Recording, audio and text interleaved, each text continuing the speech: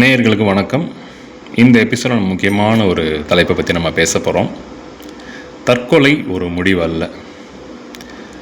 Already இந்த விஷயத்தை பற்றி நம்ம கல்வி விதையிலையும் லோன் சம்மந்தப்பட்ட விஷயத்துலையும் அது இல்லாமல் நிறைய விஷயத்தில் நம்ம இதை பேசியிருக்கோம்.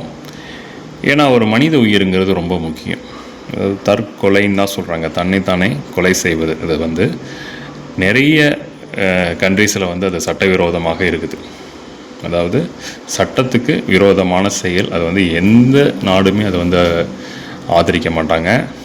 யாருமே அதுக்கு ஒரு இது சொல்ல மாட்டாங்க. அந்தளவுக்கு ரொம்ப முக்கியமான ஒரு பகுதி. அதனால் இது ஸ்பெஷலாக நம்ம பேசுவோம் அப்படிங்கிறதுக்காகத்தான் இந்த நேரத்தில் இந்த தலைப்பை பற்றி நம்ம பேசுகிறோம்.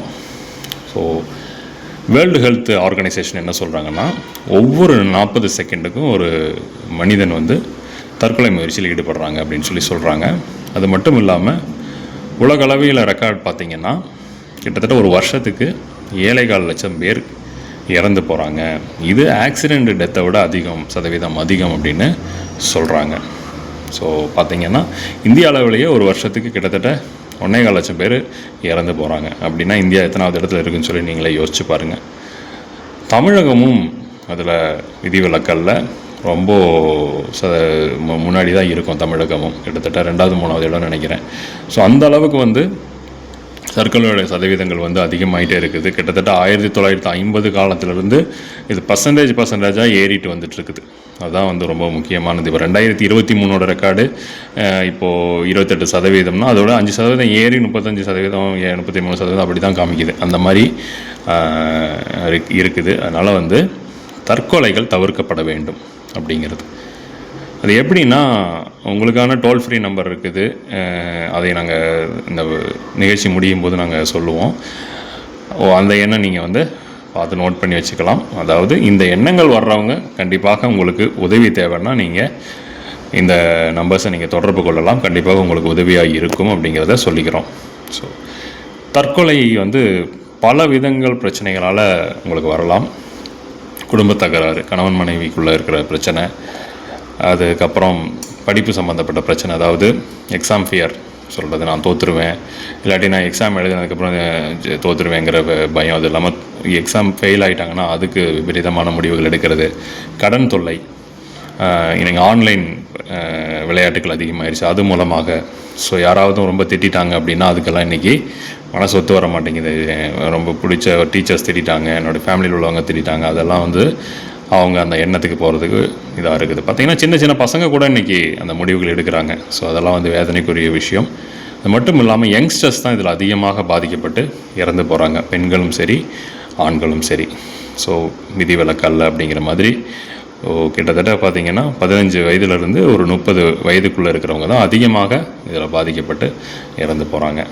ஸோ அவங்களுக்கு ஒரு விழிப்புணர்வு தேவை. ஸோ அந்த மாதிரி எண்ணங்கள் வருது அப்படின்னா நீங்கள் கண்டிப்பாக ஆலோசனை பெறணும். உங்களுடைய பிடிச்ச நண்பர்கிட்டையோ இல்லை நீங்கள் யார்கிட்ட ரொம்ப விஷயங்கள்லாம் ஷேர் பண்ணுறீங்களோ அவங்கக்கிட்ட நீங்கள் உண்மையை திறந்து நீங்கள் பேசணும். ஏன்னா இந்த எண்ணங்கள் வரும்போது கிட்டத்தட்ட அவங்க தனிமைப்படுத்தப்படுறாங்க, தனிமையாகிறாங்க, நிறைய பேர்கிட்டருந்து விலகி நிற்கிறாங்க, யாரோடையும் தொடர்பு இல்லாமல் போகிறாங்க. அதுக்கப்புறம் அவங்களே இதை யோசித்து பார்த்திங்கன்னா கிட்டத்தட்ட இந்த முடிவுகளுக்கு உட்படுறாங்க. ஸோ இதுதான் தவிர்க்கப்படணும் அப்படிங்கிறேன். எல்லா விஷயத்துக்குமே உங்களுக்கு நடக்கக்கூடிய எல்லா பிரச்சனைகளுக்குமே சொல்யூஷன் இருக்குது. சொல்யூஷன் இல்லாத எந்த பிரச்சனையுமே கிடையாது. இன்றைக்கி இருக்கிற நவீன யுகத்தில் அதுக்கும் ஏராளமான வழிகள் இருக்குது. எப்படி ஒரு பிரச்சனை வந்துட்டால் அதுக்கு எத்தனையோ சொல்யூஷன் இருக்குது. நீங்கள் அதைப்படி நீங்கள் போய்கிட்டிங்கன்னா கண்டிப்பாக உங்களுக்கு யூஸ்ஃபுல்லாக இருக்கும். தவிர்க்க முடியாத சமாளிக்க முடியாத பிரச்சனைகள் எதுவுமே கிடையாது. நாம் கொஞ்சம் சென்சிட்டிவாக இருக்கணும், கொஞ்சம் என்கேஜாக இருக்கணும், சந்தோஷமாக இருக்கணும், மனசை நல்லா சந்தோஷமாக வச்சுக்கணும். அப்போ தான் உங்களுக்கான இந்த எண்ணங்கள் வர்றதை நீங்கள் தவிர்க்கலாம். ஸோ எல்லா விஷயமும் குடும்பத்துக்குள்ளே ஷேர் பண்ணுங்கள். யங்ஸ்டர்ஸாக இருந்தாலும் பெரியவங்களாக இருந்தாலும் யாராக இருந்தாலுமே குடும்பத்துக்குள்ளே உங்களுடைய உறவுகள்கிட்ட உங்களுடைய பிரச்சனைகளை சொல்லுங்கள். எதுவும் கடந்து போவோம் அப்படின்னு சொல்லிட்டு போங்க. ஓகேங்களா? அதுக்கு இந்த தற்கொலைங்கிறது ஒரு முடிவல்ல அப்படிங்கிறத இந்த நேரத்தில் சொல்லிக்கிறோம். சரிங்களா? ஸோ கடன்கள் வாங்காதீங்க, கம்மி பண்ணிக்கோங்க, படிப்பு கவனம் செலுத்துங்க. படிப்பு வெற்றி தோல்வி ரெண்டுமே கலந்தது தான் படிப்புங்கிறது. அதில் தோல்வி கண்டுட்டோம்னா உடனே அந்த முடிவுக்கு நம்ம போயிடக்கூடாது. அது ஒரு பாகம். அதுக்கு அடுத்து எப்படி அதை எக்ஸாம் எழுதி பாஸ் பண்ணலாம் அப்படிங்கிறத நீங்கள் யோசிக்கணும். ஓகேங்களா? ஸோ அதே மாதிரி குடும்ப உறவுகள்கிட்ட கணவன் மனைவி பிரச்சனையாக உட்காந்து பேசுங்க. கண்டிப்பாக தீர்வு கிடைக்கும். தீர்வு கிடைக்காத பிரச்சனை இல்லை. அதுக்காக நீங்கள் அவர் இதை பேசிட்டாரு, இவர் இந்த மாதிரி ஹர்ட் பண்ணிட்டாரு அப்படிங்கிறதெல்லாம் நீங்கள் யோசிக்கக்கூடாது. ஓகேங்களா? சின்ன பசங்களுக்கு ஏற்படக்கூடிய பிரச்சனை போதை அடிமை, அது ரொம்ப முக்கியம். ஸோ இந்த மாதிரி போதை கலாச்சாரம் அதிகமாக வளர்ந்து வரனால அது கூட ஸ்ட்ரெஸ் ஆகி இந்த முடிவுக்கு போகலாம். ஸோ அதனால் அதை தவிர்ப்பது ரொம்ப நல்லது. ஸோ உங்களுக்கு தெரிஞ்சவங்ககிட்டையும் நீங்கள் இந்த போதை கலாச்சாரம் ஒழிப்பை பற்றி நீங்கள் பேசுங்க. கண்டிப்பாக நீங்கள் ஒருத்தருக்கு சப்போர்ட் பண்ணிங்கன்னா, ஒருத்தரை மாற்றிங்கன்னா கூட அது உங்களுக்கு பெரிய கிரெடிட் கொடுக்கும். ஓகேங்களா? ஸோ அது ரொம்ப உங்களுக்கு உங்களுடைய லைஃபுக்கு அது ரொம்ப யூஸ்ஃபுல்லாக இருக்கும். கண்டிப்பாக அந்த மாதிரிலாம் இது பண்ணுங்கள். ஸோ உங்களுக்கு தெரிந்த நபர்கள் யாராக இருந்தாலும் சரி, ரொம்ப ஸ்ட்ரெஸ்ஸாக இருக்காங்களா, ரொம்ப ஒரு மாதிரி அப்செட்டாக இருக்காங்களா அப்படின்னா அவங்ககிட்ட ஏதாவது பிரச்சனையாங்கிறதெல்லாம் நீங்கள் ஷேர் பண்ணுங்கள், என்னங்கிறது கேளுங்க. ஸோ கண்டிப்பாக தவிர்க்க முடியாத பிரச்சனை எதுவுமே இல்லை. இந்த எண்ணங்களை தவிர்க்க வேண்டும் அப்படிங்கிறதுக்காகத்தான் இவ்வளோ தூரம் நம்ம பேசியிருக்கோம்.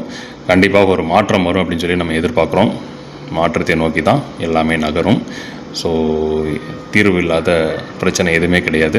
எல்லாத்துக்குமே தீர்வு இருக்குது. அதை நோக்கி நம்ம நகரும் அப்படிங்கிறத சொல்லிக்கிட்டு மீண்டும் மற்றும் ஒரு காணொலியுடன் உங்களை சந்திக்கிறேன். மற்றும் ஒரு தலைப்புடன் உங்களை சந்திக்கும் வரை விடைபெறுகிறேன். வணக்கம்.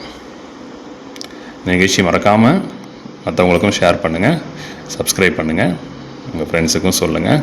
நோட்டிஃபிகேஷன் வரணுன்னா பெல் பட்டனை கிளிக் பண்ணுங்கள், ஆளுங்கிற கமெண்ட் கொடுங்க. ஓகேங்களா? ஸோ நன்றி, வணக்கம்.